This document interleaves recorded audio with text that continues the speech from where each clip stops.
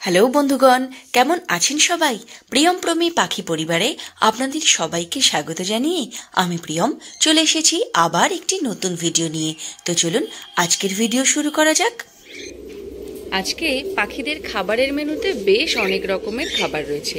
এই দেখুন, রয়েছে কলমি শাক, এখানে রয়েছে বরবটি, এখানে বিনস, এই যে বিট, আর এটা হচ্ছে ভুট্টা, এটাও দেব। আর তার সাথে সাথে এই যে ছোলা তো থাকেই, সব প্রত্যেক দিন ছোলা থাকে, তার সাথে সাথে বিভিন্ন রকমের সবজি দিই। রোজ এত রকমের হয় না অবশ্য, 2 রকম 3 রকম দিই। তো আজকে সকালবেলা বাজার করে নিয়ে এসেছি অনেক রকম খাবার, তো আজকে সবগুলোই অল্প অল্প করে দেব। মানে ওদেরকে দিতেও বেশ ভাল লাগে, ওরা বেশ এনজয় করে, বিটটা খুবই পছন্দ করে, আর এটা আমরাও পছন্দ করি আর ওরাও বেশ পছন্দ করে, তাই নিয়ে আসা হয়েছে ওদের জন্য। বেশ এক জায়গায় গেছিলাম, ওখানে গিয়ে পেয়েছি। আমাদের এখানে ভুট্টাটা খুব একটা পাওয়া যায় না, তো এক জায়গায় গেছিলাম, সেখান থেকে নিয়ে এসেছি 5টা কাঁচা ভুট্টা, এবং বেশ কচি, খুব সুন্দর ভুট্টা, নরম, একদম নরম, একদম নরম ভুট্টা। তো এগুলো চটপট কেটে নিই। তো চলুন, কেটে নেওয়ার পর আবার দেখা হবে। তো দেখুন, এই যে আমার কেটে নেওয়া হয়ে গেছে, এবার এগুলোকে খেতে দিতে হবে। কিন্তু তার আগে এই যে এটা দেখতে পাচ্ছেন, এটা হচ্ছে ঝিনুকের গুঁড়ো।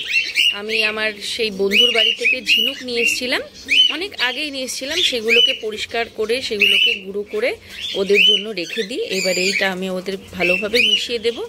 একটা গুঁড়ো করে পায়রাদেরও দিই, ছোট ছোট টুকরো যখন হয় গমের দানার মতন, ঠিক সেই সময়টায় আমি পায়রাদেরও দিই। আর যেগুলো বেশি গুঁড়ো হয়ে যায় সেগুলো আমি পাখিদের জন্য এই খাবারটার মধ্যে মিশিয়ে দিই, আর এইটার মধ্যে রেখে দিই। একদম শেষ হয়ে গেছে, আবার কিছুটা বানাতে হবে। আসলে ঝিনুক গুঁড়ো করাটা খুব বেশ কঠিন।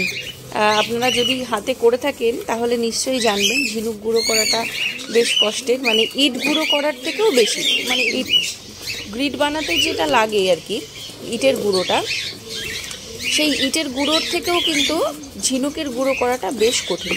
তারপরেও যতটুকু গুঁড়ো হয় কিছুই ফেলনি যায় না। শুধু যদি কারোর কাছে পায়রা থাকতো তাহলে হয়তো ওই গুঁড়ো অংশটা ফেলে দিতে হতো, কারণ পায়রারা তো গুঁড়ো অংশটা খাবে না, আর পাখিদের জন্য এই গুঁড়ো অংশটা কাজে লাগে। তো পাখি আছে বলে এটা আমাদের কাজে লেগে যায়। তো দেখুন, এটা আমি মিশিয়ে দিয়েছি। এবার চটপট আমি ওদেরকে খেতে দিয়ে দেবো। তো চলুন চটপট এবার খেতে দিয়ে দিই, তারপর অন্য কিছু দেখাবো। পাখিদের খেতে দেওয়া হয়ে গেছে। খাওয়া দাওয়া করার পরে এখন দেখুন কি করছে, বাটির মধ্যে বসে স্নান করছে।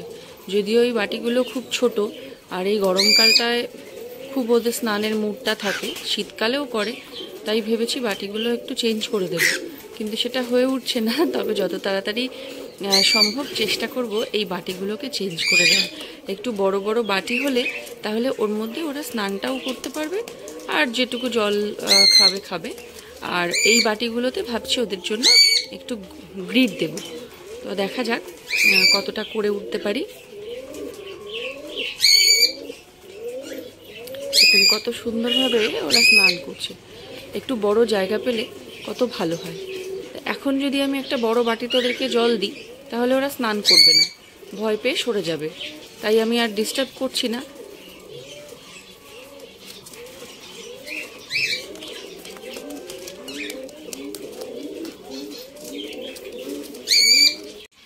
লাস্ট ভিডিওতে বন্ধুরা আমি আপনাদেরকে জানিয়েছিলাম যে এই ঘরের, যেই ঘরটা, এই ঘরের 4টে পাখি ছিল, তার মধ্যে কোনো একটা পাখি এই বাটিতে ডিম দিয়ে দিয়েছিল। তো এই জন্য আমি সেদিনই একটা হাঁড়ি লাগিয়ে দিই। হাঁড়ি লাগানোর পর খুব ভালো করে ফলো করি কালকের দিনটা, যে এই হাঁড়িটার মধ্যে কারা কারা ঢুকছে। তো দেখলাম এই ডিম দুটোর প্রতি এদের খুব আগ্রহ, মানে এরা ঘরে ঢুকছে বারবার করে এবং ডিমগুলোর ওপরে বসছে। এটা তো মেয়ে, এই মেয়েটা তো বিশেষ করে,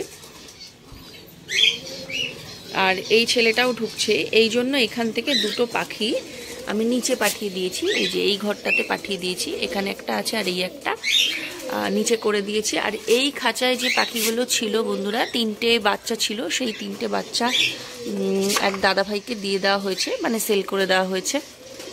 তো এই খাঁচাটা ফাঁকা ছিল, এই জন্য এই ঘরে দিয়ে দিয়েছি। আর এখানে দেখুন, মেয়েটা এই হাঁড়ির কাছাকাছি গেলে মেয়েটা বেশ ভয় দেখাচ্ছে, সুতরাং এই ডিমটা ওরই। আর এই ছেলেটাই সম্ভবত এদের জোড়া। তো এই জন্য আমি দিয়ে রাখলাম, দেখি কি হয়। তো আগের ভিডিওতে আপনাদেরকে জানিয়েছিলাম, তাই একটু জানিয়ে রাখলাম যে জোড়াটা আলাদা করে দিয়েছি এবং পরবর্তীতে কি রেজাল্ট আসে সেটাও পায়রা আর আপনাদেরকে পাখিদের জানাবো। খেতে দেওয়ার কাজ তো শেষ হয়ে গেছে, তাই প্রবি আর আমি মিলে শুরু করেছি এখন ইট গুঁড়ো করা। আর ইট গুঁড়ো করার কাজ আপনারা নিশ্চয়ই জানবেন, বেশ কঠিন। আপনারা যারা নিজে হাতে পাখিদের বা পায়রাদের জন্য গ্রিড তৈরি করেন তাদের কিন্তু এটা অজানা নয়, তারা অবশ্যই জানবেন। আর এই যে এখানে দেখছেন এগুলো পুরনো ইট আছে এবং কিছুটা সুরকি আছে। তো সুরকিগুলো গুঁড়ো করাটা ঠিকঠাক আছে, কোনো অসুবিধা হয় না, কিন্তু ইট গুঁড়ো করা ভীষণই কঠিন কাজ। তো তারপরেও করতে তো হবেই, তাই না? আর এই ঝুড়িটা আমি চেলে নেওয়ার জন্য ব্যবহার করি। এই ঝুড়িটার মধ্যে দিয়ে যে একটু বড় বড় সাইজের ছিদ্রগুলো আছে, সেটাতে গমের আকারের ইটের গুঁড়োগুলো আমি পাই। আর যেগুলো একদম গুঁড়ো হয়ে যায় সেগুলো আমি পাখিদের জন্য ব্যবহার করি। তো এই যে ইটের গুঁড়োগুলো পড়ছে সেগুলো এই ঝুড়িটার মধ্যে মাঝে মাঝে আটকে যায়। তাই আমি একটা লোহার পাত মতন আছে, সেটা দিয়ে নাড়াচাড়া করে একটু জোর করেই মানে ফেলে দেওয়া হয় এই ঝুড়িটা থেকে, যাতে এদিক ওদিক আটকে গেলে আটকে না থাকে, নিচে পড়ে যায়। কারণ আমার গমের আকৃতির ছোট ছোট ছোট ছোট ইটের খণ্ড দরকার। তো এগুলো আমরা করে নেওয়ার পর এগুলোকে সব রোদ্রে দেব। রোদ্রে দেওয়া হয়ে গেলে সেগুলোকে আমরা ভালো করে চেলে নেব। আর গুঁড়োটা দেব পাখিদেরকে, আর যেগুলো গমের আকারে সেগুলো দেব পায়রাদেরকে। তো ওগুলো শেষ করে আমরা চলে এসেছি এবার ছাদে 6টা পায়রা নিয়ে। ওদেরকে স্নানে দিয়েছি আর আমি একটু বসে আছি। রোদ্রে দিয়ে দিয়েছিলাম ইটের গুঁড়োগুলোকে। এবার সেগুলোকে চেলে নিতে হবে। তাই আমি পায়রাদেরকে স্নানে দিয়ে এখানে বসে পড়েছি ইটের গুঁড়োগুলোকে নিয়ে চেলে নেওয়ার জন্য। চলুন সেটাও আপনাদেরকে একবার দেখাই। এই দেখুন, ইটের গুঁড়োর মধ্যে বেশ ধুলো ধুলো টাইপেরও হয়েছে আর গমের দানার আকারেও হয়েছে। এবার সেগুলোকে আমি চেলে দুরকম ভাগ করে নেব, গুঁড়োগুলোকে আলাদা করব আর গমের দানাগুলোকে। আর ততক্ষণে ওরা স্নান করে নিক। বন্ধুরা, আজকের ভিডিও তাহলে এ পর্যন্তই থাকছে। পরের ভিডিওতে আবার কথা হবে। টাটা।